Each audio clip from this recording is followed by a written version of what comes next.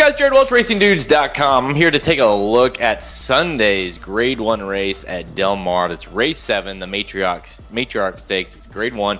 Worth $300K. This is for fillies and mares, 3-year-olds and up, going 1 mile on the turf. And, man, this showed up as a nice little race here. Field of 12 lines up, and you've got, we have racing at the Hollywood Derby on Saturday where Chad Brown brought in a few. Chad Brown brought in 4, count them, 4 for this one. Surge Capacity, Whitebeam. He's got Butte, Cachet, and Fluffy Socks all in the race.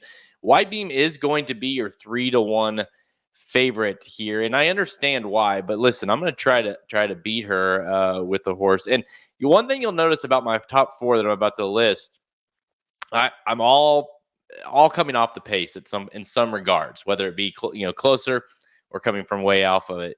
Just feels like there's going to be a ton of speed in this race between the 2 Hamwood Flyer, the 7 Ruby Neal, and the 9 Elm Drive. All of these seem to be very fast.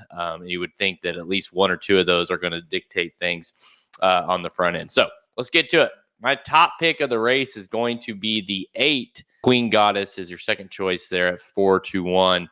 Hasn't done a lot wrong this year other than the Ginny Wiley, which was kind of off the layoff there after she had won the Pegasus World Cup filly mare turf. She has been very, very good really since kind of last year. This is a horse that likes Del Mar. 4 starts, 2 wins, a second and a third. This distance, she's only ran twice the mile.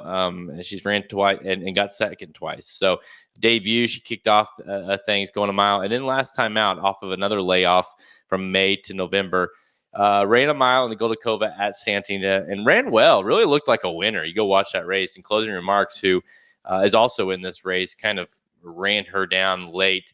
I think the difference in this race versus that one is, 1, she's getting 1 more race, and 2, she kind of had to keep Hamwood Flyer honest in that one, and had to, the race was very quick.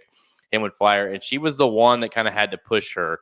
And I think she just got a little tired late, especially coming off the layoff. I think the next race here, plus having maybe a couple more horses in the race that can help keep Hamwood Flyer honest, I think it's going to help her even more. So I expect her to sit off of the speed. Ruby Neal is just on their inside, Hamwood Flyer, like I mentioned, and then the 9 Elm Drive. So I expect her to sit a nice trip, not necessarily way off the pace, but I think she can have a couple of horses do some of her dirty work that she had to do last time. So I expect a big race, second off the layoff, which she's ran well in the past. So give me the 8 Queen Goddess on top. I'm going to go the 5 Whitebeam in second.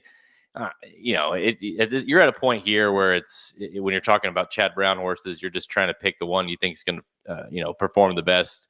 It's tough to kind of get there, but this is a horse that, if this distance, has ran okay, 4 starts, 1 win, 2 seconds. Really the first lady that last out was at a mile, just didn't show up, for whatever reason. Gina Romantica in Italian, Evie Jets all beat her. Just was kind of flat, But prior to that, was a winner of the Grade 1. Diana beat in Italian, won the Gallerette time before that.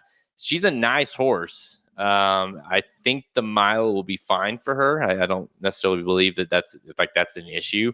But I just think that there is an opportunity to try to beat her, which is why I took the 8 Queen Goddess. But Whitebeam obviously deserves to be in this thing, and I will be using everywhere because of just her class and Chad Brown's success when he brings the horse out here to Del Mar. So give me the 5 Whitebeam in second. I'm going to go to another Chad Brown here in third. Give me the 10 Fluffy Socks, 5-1. Irad Ortiz comes out to ride, has been riding her the last couple of efforts.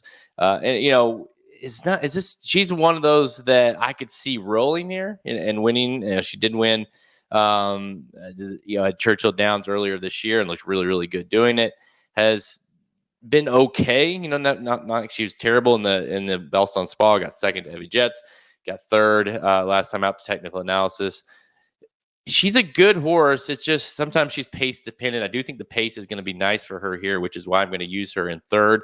Just don't know that she's good enough to win. So give me the 10 Fluffy Socks in third. And then finally, I can't use Queen Goddess and not use Closing Remarks. So number 11 Closing Remarks is going to be my fourth choice at 6-1.